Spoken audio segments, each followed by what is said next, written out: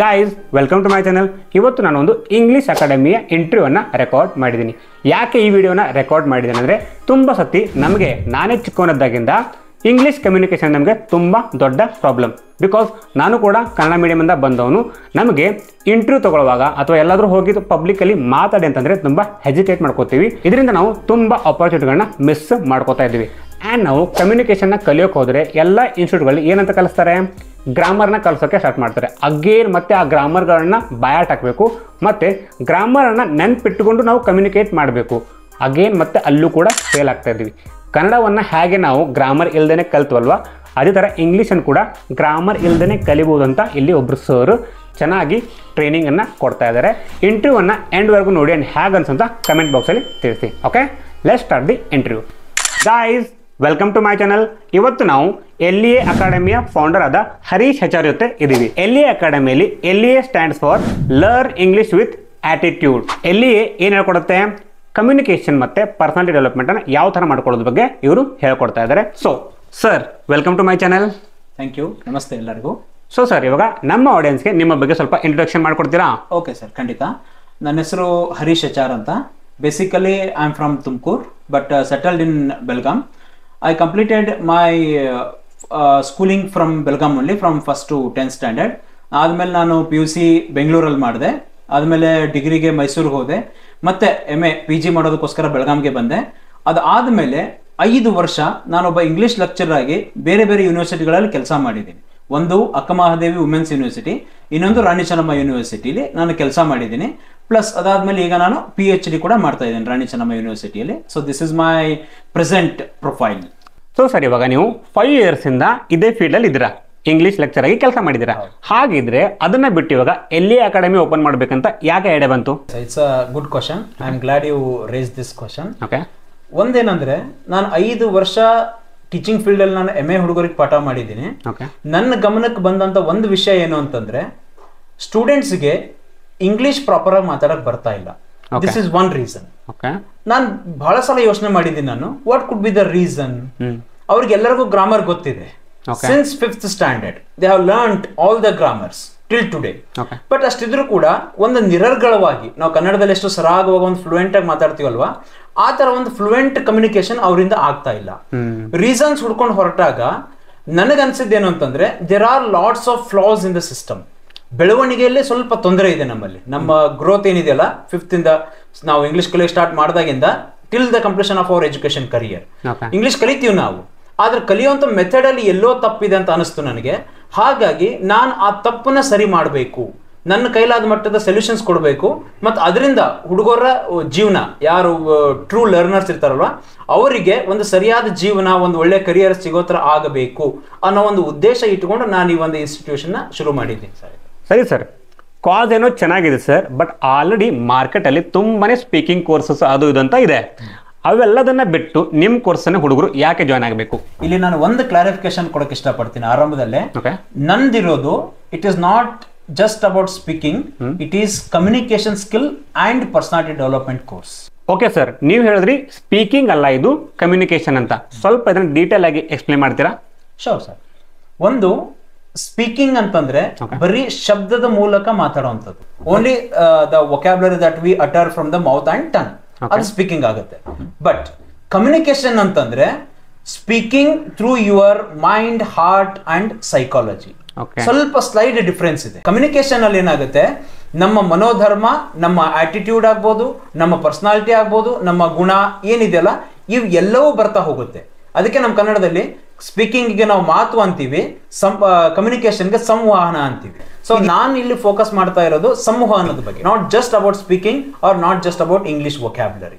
That's one clarification ನಾನು ಕೊಡ್ಬೇಕು. ಅರ್ಥ ಆಯ್ತು ಸರ್. ಸ್ಪೀಕಿಂಗ್ ಮತ್ತೆ ಕಮ್ಯುನಿಕೇಶನ್ಗೆ ಡಿಫರೆನ್ಸ್ ಏನೋ ಅರ್ಥ ಆಯ್ತು. ಸ್ವಲ್ಪ ಇನ್ನ ಪ್ರಾಕ್ಟಿಕಲ್ ಆಗಿ ಹೇಳ್ತಾರೆ, ಇದನ್ನ ಯಾವ ತರ ನೀವು ಎಕ್ಸಿಕ್ಯೂಟ್ ಮಾಡ್ತೀರಾ ಅಂತ? ಖಂಡಿತ ಸರ್. ಒಂದು ಇಟ್ ಈಸ್ 3 months ಕೋರ್ಸ್. ಅದರಲ್ಲಿ 1 month ಥಿಯರಿ ಕ್ಲಾಸಸ್ ಇರುತ್ತೆ, plus 2 months practical. 1 month theory class ಅಲ್ಲಿ ನಾನು ಎಲ್ಲೂ ಕೂಡ ಗ್ರಾಮರ್ ಕಾನ್ಸೆಪ್ಟ್ಸ್ ನಾನು ತರೋದಿಲ್ಲ. ಎಲ್ಲೂ ಕೂಡ not even a single word. I am promising this on camera. ಎಲ್ಲೂ ಕೂಡ ನಾನು ತರ್ತಾ ಇಲ್ಲ. ಇಲ್ಲಿ ನನ್ನ ಥಿಯರಿ ಕ್ಲಾಸ್ 1 month ಥಿಯರಿ ಕ್ಲಾಸ್ಗೆ ನಾನು ನಂದೇ ಆದಂತ ಒಂದು ಸಿಲೆಬಸ್ ನ ರೆಡಿ ಮಾಡಿದ್ದೀನಿ. It is spread out in 11th unit. ಅಲ್ಲಿ ನಿಜವಾಗ್ಲೂ ಸ್ಟೂಡೆಂಟ್ಸ್ ಆಗ್ತಾ ಇರುವಂತ ಪ್ರಾಬ್ಲಮ್ ಏನು ಸೈಕಲಾಜಿಕಲಿ. ಈಗ ಆಲ್ರೆಡಿ ಎಲ್ಲರೂ ಗ್ರಾಮರ್ ಕಲ್ತಿರ್ತೀವಿ ನಾವೆಲ್ಲರೂ ಕೂಡ. ಗ್ರಾಮರ್ ಕಲ್ತ ಮೇಲೆ ಕೂಡ ಇಂಗ್ಲಿಷ್ ಬರ್ತಾ ಇಲ್ಲ ಅನ್ನೋದಕ್ಕೆ ಹಲವಾರು ಕಾರಣಗಳಿದಾವೆ. That's not the grammatical reasons.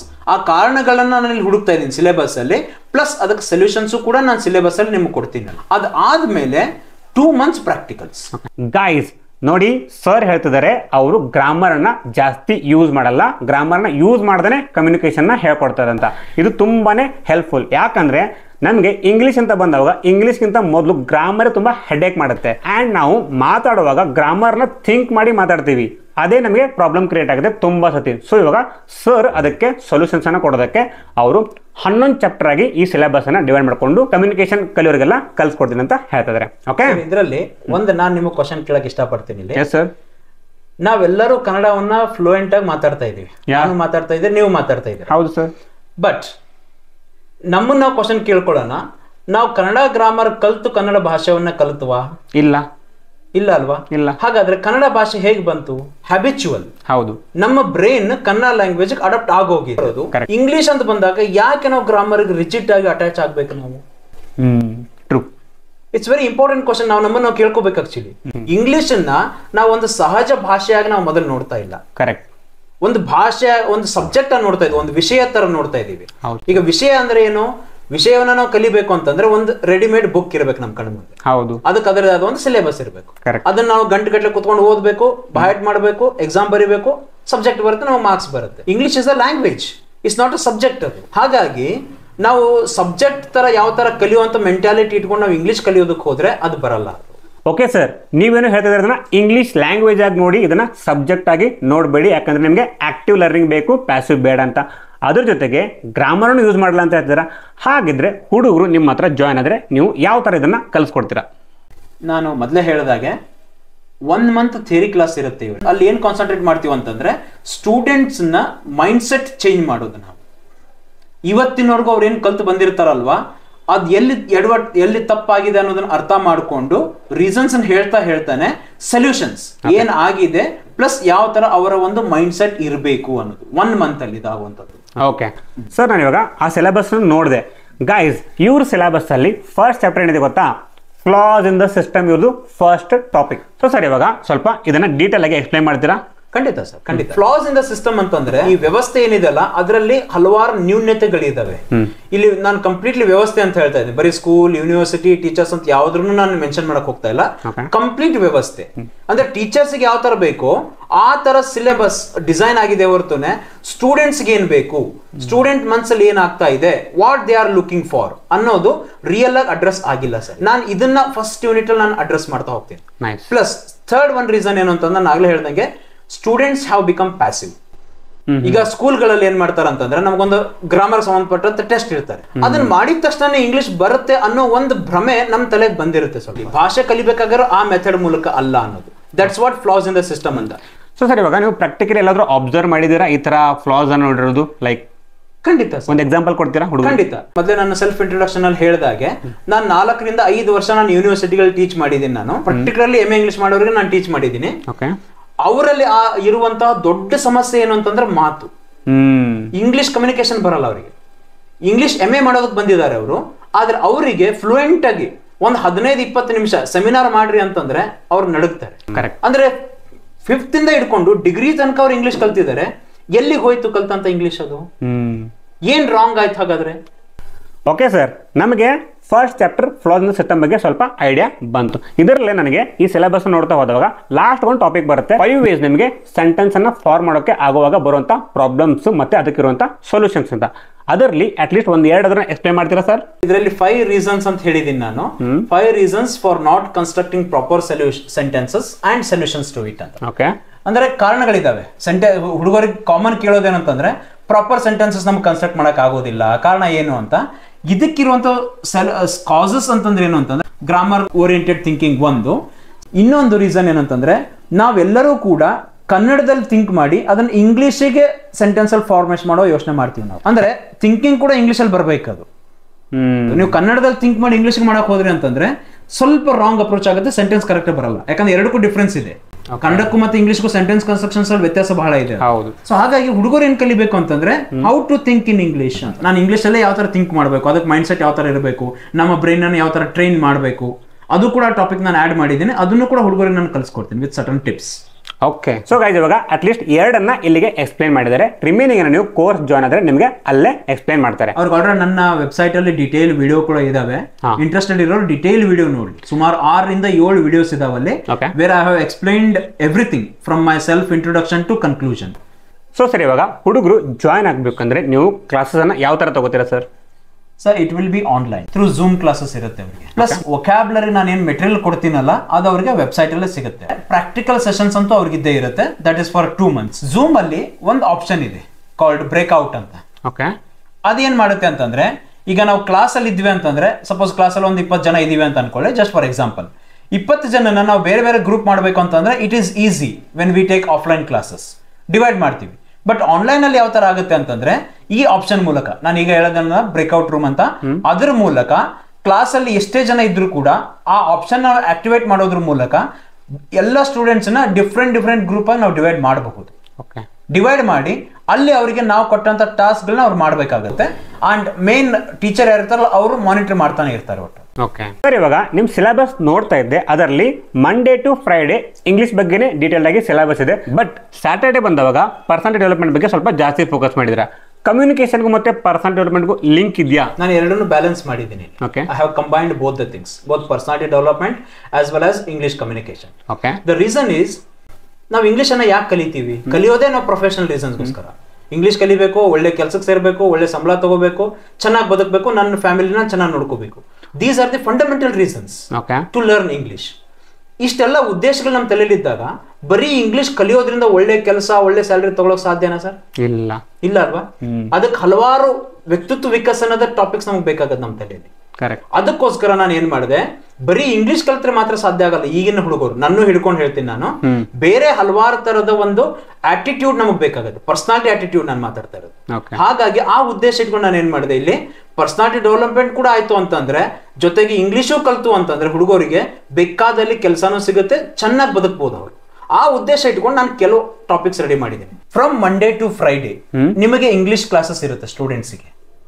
Saturday, ಪ್ರತಿ ಸ್ಯಾಟರ್ಡೆಗೆ ಇಟ್ಕೊಂಡು 3 ತಿಂಗಳಂತ ಕೋರ್ಸ್ ಇಟ್ಕೊಂಡು ಪ್ರತಿ ಸ್ಯಾಟರ್ಡೆಗೂ ಒಂದೊಂದು ಟಾಪಿಕ್ ಕೂಡ ಮೊದಲೇ ಹುಡುಗರಿಗೆ ಹೇಳ್ತಾ ಇದ್ದೀನಿ ನಾನು, ಏನೇನು ಇರುತ್ತೆ ಅನ್ನೋದು.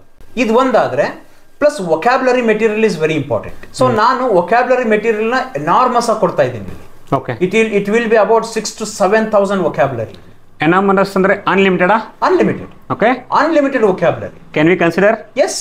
Okay. Yes, I am promising this on camera. Okay. On camera ನಾನು ಹೇಳ್ತಾ ಇರೋದು. ಸಿ ಗೈಸ್, ಕೋರ್ಸ್ ಜಾಯಿನ್ ಆದ್ರೆ ಕೋರ್ಸ್ ಏನೋ 3 ತಿಂಗಳು ಮುಗಿಯುತ್ತೆ, ಬಟ್ ನಿಮಗೆ ಲೈಫ್ ಟೈಮ್ ಆಕ್ಸೆಸ್ ಇರುತ್ತೆ. ಅಂದ್ರೆ ನೋಟ್ಸ್ ಅವರು ವೆಬ್ಸೈಟ್ ಅಲ್ಲಿ ಯಾವತ್ತೂ ಇರ್ತೀನಿ, ಯಾವತ್ತೂ ಬೇಕಾದ್ರೆ ಡೌನ್ಲೋಡ್ ಮಾಡ್ಕೋಬಹುದು. ಮತ್ತೆ ಅಪ್ಡೇಟ್ ಏನಾದ್ರು ಬಂದ್ರು ಅದನ್ನ ಅಲ್ಲಿ ಹಾಕ್ತಿರ್ತಾರೆ. ಓಕೆ, ಇದೆಲ್ಲ ಸರ್ ಹೇಳಿದ್ದು.